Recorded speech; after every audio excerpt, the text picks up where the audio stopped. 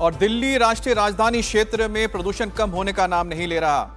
आज भी प्रदूषण खराब स्तर पर ही बना हुआ है। दिल्ली के कई इलाकों में AQI यानी कि एयर क्वालिटी इंडेक्स 400 के पार पाया गया। हवा की गुणवत्ता खतरनाक स्तर पर है। तो परेशानी की बात तो यह है कि मौसम विभाग ने अगले 24 घंटे में इसके और ज्यादा बढ़ने की आशंका जताई है।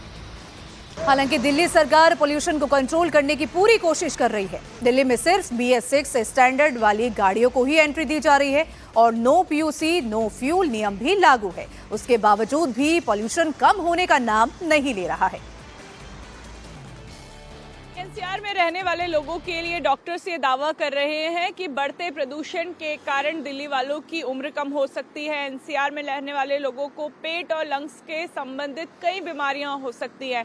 प्रदूषण से क्या स्थिति बनी हुई है ये पिछले 3 महीने से हम आपको दिखा रहे हैं। 3 महीने से दिल्ली इसी तरीके से गैस चैम्बर में तब्दील हो चुकी है और अब कोहरा और प्रदूषण मिलके दिल्ली में एक स्मॉग की मोटी चादर बना ली है, जिसने पूरी दिल्ली को इसी तरीके से धुंधला कर दिया है। सुबह सुबह कोहरा इतना ज़्यादा है कि इसके लिए एडवाइजरी निकाली गई है। 40 के ऊपर गाड़ी ना चलाएं, हेडलाइट ऑन करके चले, पार्किंग लाइट ऑन करके चले। और आप देखिए कि सब कुछ यहाँ पे आपको धुंधला ही धुंधला नजर आ रहा होगा। ये दिल्ली मेरठ एक्सप्रेसवे की तस्वीरें हैं। बगल में ही अक्षरधाम मंदिर है, जो जहाँ पे कुछ भी देख पाना इस समय संभव नहीं हो पा रहा है।